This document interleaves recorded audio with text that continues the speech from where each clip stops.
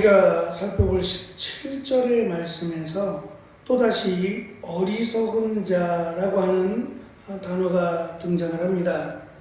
15절에서 어리석은 자라고 번역된 이 단어는 지혜가 없다라고 하는 단어라고 했습니다.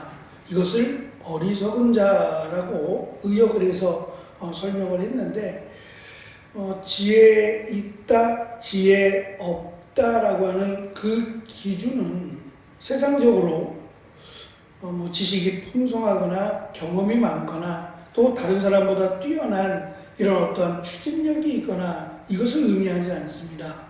지혜라고 하는 것은 분명 하나님의 선물이고 하나님의 뜻을 아는 자를 지혜 있다고 말하고 하나님의 뜻을 알지 못하는 자는 지혜가 없다라고 하나님은 그렇게 정하신다는 겁니다.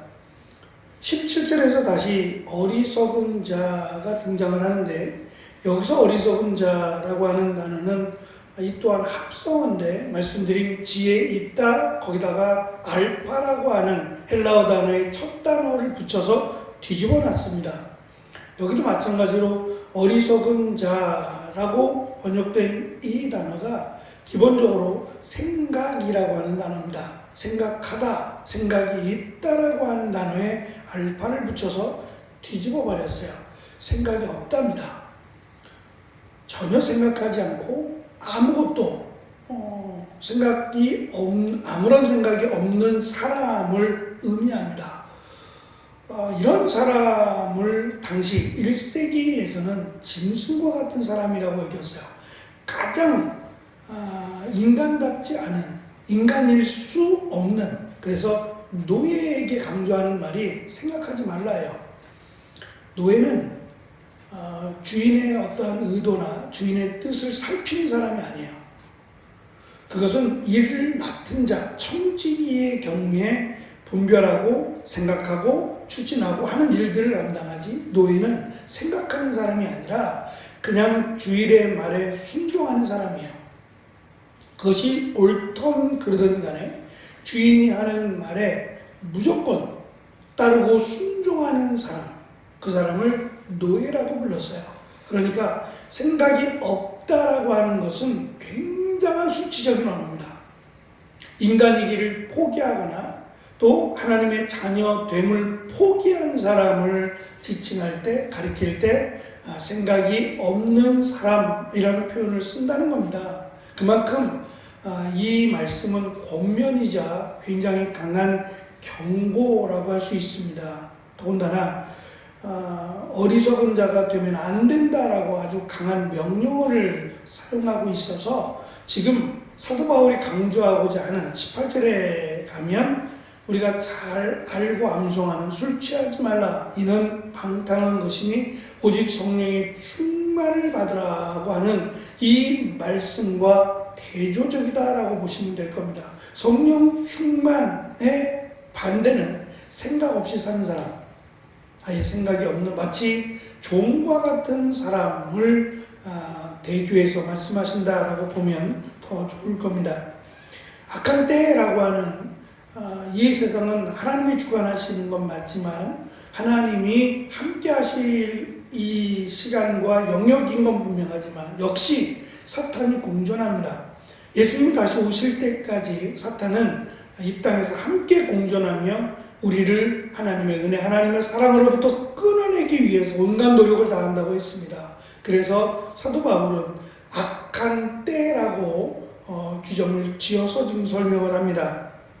그때 지혜로운 성도들은 이러한 삶을 살아야 한다라고 하면서 첫 번째 시간을 아끼라고 설명을 했습니다. 매 순간 빛의 자녀의 삶을 살아가기 위해 써야 한다. 사탄이 기회를 틈타지 못하도록 우리를 돌아보고 또 우리의 삶에 문제가 생기지 않도록 돌아보라라는 것을 강조했습니다.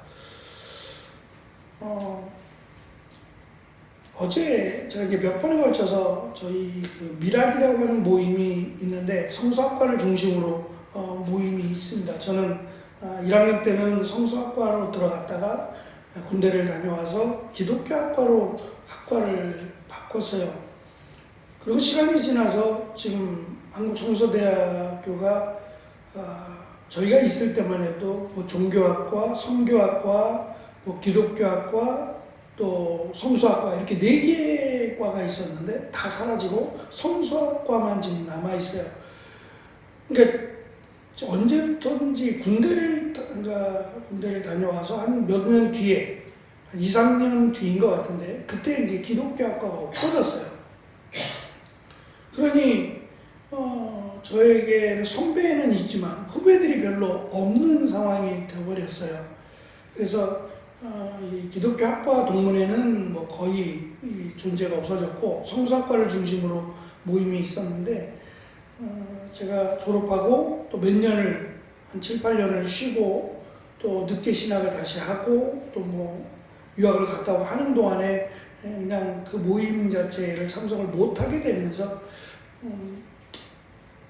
이제 와서 다시 이렇게 들어가자니 조금 어색한 부분이 없지 않아 있어서 이야기만 전해 듣다가 함께 이제 친하게 지냈던 몇몇 친구들이 있습니다. 1학년 때 뭐 수시로 족구하던 공부보다는 족구하던 그런 친구들이고 또 뭐 나이도 같고 그래서 잘 어울렸던 친구 가운데 한 친구가 김포에서 지금 목회를 하고 있어서 한번 전화해야지 하다가 어제 이제 전화번호를 알려달라고 해서 통화를 했어요. 목소리가 많이 바뀌었어요. 그래서 너 목소리가 왜 이렇게 변했냐 했더니 너도 변했다 그러는 거예요.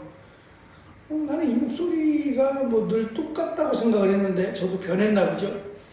그래서 이제 너 목소리가 왜 이렇게 변했어? 이렇게 2번에 걸쳐서 성대 수술을 했대요. 조심해야 된다고 이렇게 말하는데 목소리도 크고 좀 이제 성격이 조금 급해요. 그래서 이제 60을 바라보는 나이에 지금은 좀 괜찮겠지라고 생각을 했어요. 변했겠지 아무래도 라고 생각을 하고 전화를 했는데 전화 통화를 하면서 느껴지는 느낌은 여전하구나 라는 생각이 들었고 또 요즘 월요일마다 같이 공부하는 그 동기 친구 가운데 그 친구를 통해서 잠깐 전해드리는 내용이 모임에 잘 나오지 않는다는 거예요. 잘 나오지 않을 친구가 아닌데 이런 모임 좋아하고 또 열심히 할 친구인데 최근 들어서 몇 년 내에 안 나온다 그래서 이야기를 해주면서 교회 얘기는 하지 마 라고 하더라고요.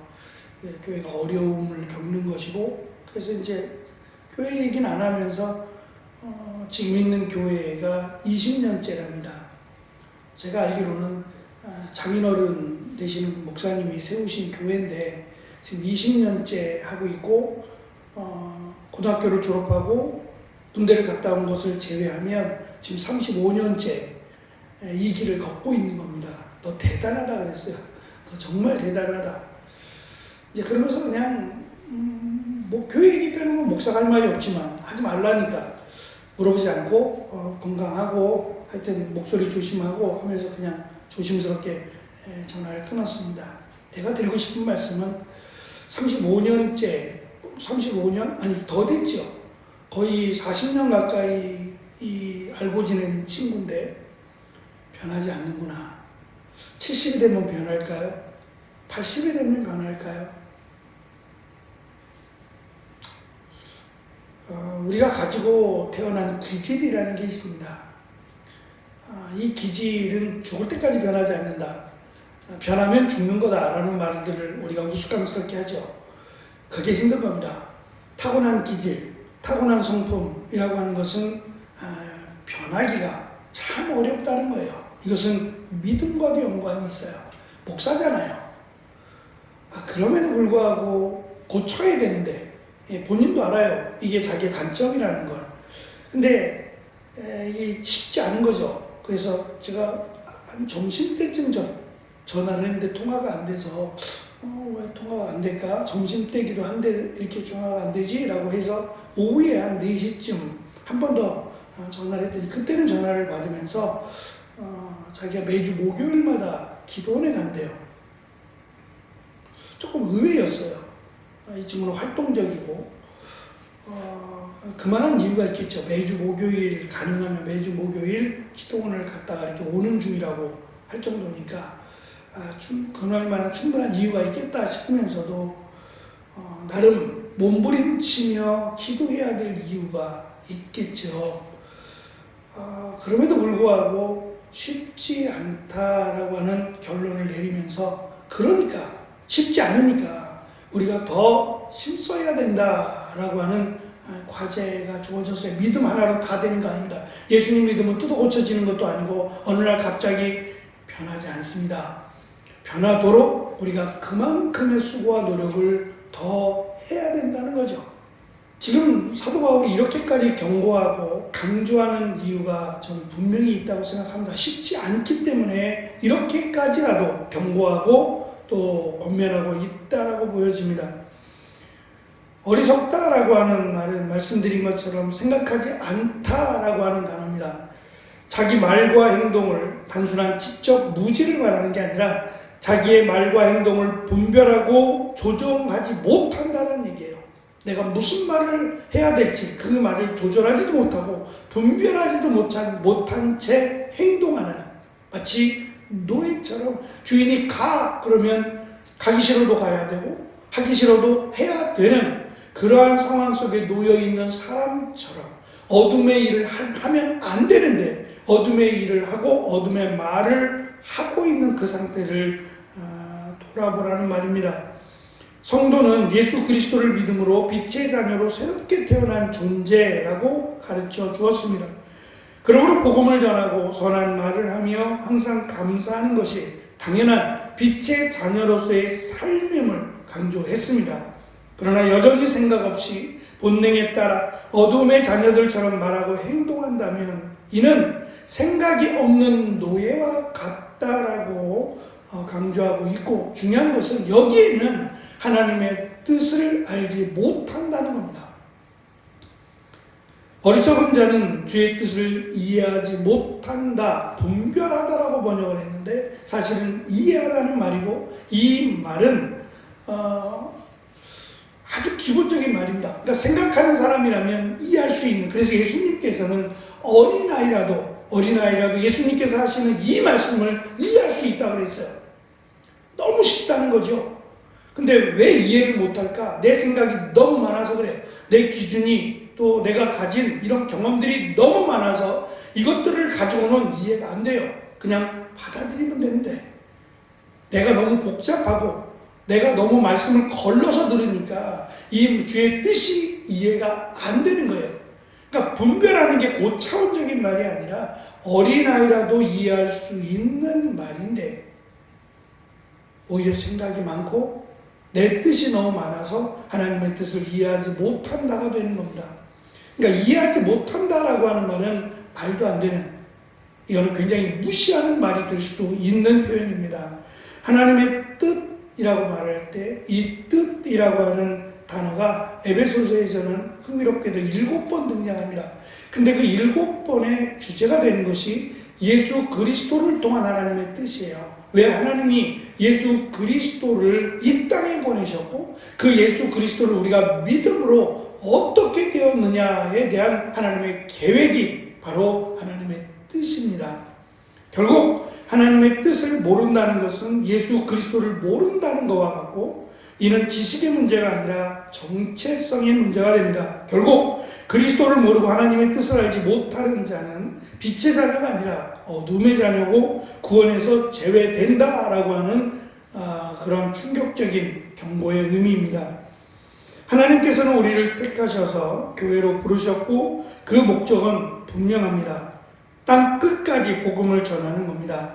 주의 뜻은 단지 우리의 개인적인 성공이나 행복에 머무르지 않습니다. 교회를 통해서 이 땅에 하나님의 나라를 세우고자 하시는 하나님의 거룩한 계획이자 이를 위해 성도는 빛의 자녀답게 살아야만 합니다. 말씀드린 이 싸움은 단순한 윤리적인 삶이 아니라 악의 세력과의 영적 싸움입니다. 그래서 우리가 가장 먼저 이 영적 싸움에서 준비해야 될 첫 번째가 시간의 문제였고, 두 번째가 하나님의 뜻이 무엇인지를 이해하는 거였습니다. 거기에 세 번째로 더해주는 말씀이 우리가 말씀을 나누게 될 18절에 성령 충만을 받는 겁니다. 다시 말하면 성령 충만이 먼저가 아니라 시간을 아끼고 그 다음에 주의 뜻이 무엇인지를 분별하는 것을 사도 바울은 먼저 앞에 순서에 두었다는 것도 저는 의미가 있다고 생각합니다. 무조건 성령 충만이 아니라는 거예요. 성령 충만을 부르짖기 전에 내가 빛의 자녀로서의 살아감이 없다면 성령 충만은 어불성설이 될 수 있습니다. 그러니까 뚝딱하고 내가 원하는 대로 들어주는 그런 것이 아니라는 거죠. 성령 충만은 당연히 빛의 자녀로서의 삶을 살아가는 자들에게 주어지는 하나님의 선물이자 또 하나님의 은사라고 하는 것을 우리는 기억해야 되겠습니다. 특별히 오늘은 현충일입니다. 나라를 위해서 몸바쳐 희생한 분들, 이 성혈들을 기념하는 날이죠. 이 나라가 1950년 6.25 전쟁 이후에 이 현충일이 세워졌는데 나라를 위해서 몸바쳐서 여기까지 왔고 이 나라가 수많은 정말 세계가 부러워할 만한 그런 많은 교회들이 세워진 축복의 나라가 되었음에도 여전히 기독교인들이 빛을 발하지 못하는 안타까움이 있습니다. 말씀이 기준이 되지 않으면 교회가 아니라 크기가 아니라 말씀이 기준이 되지 않으면 빛을 발할 수 없습니다. 우리가 이것을 기억하고 우리 교회가 한 사람 한 사람 빛의 자녀로서 그 빛을 감당하는 귀한 역사와 은혜가 있는 우리 교회가 될 수 있도록 이 나라가 될 수 있도록 함께 기도해 주시기 바랍니다. 기도하겠습니다.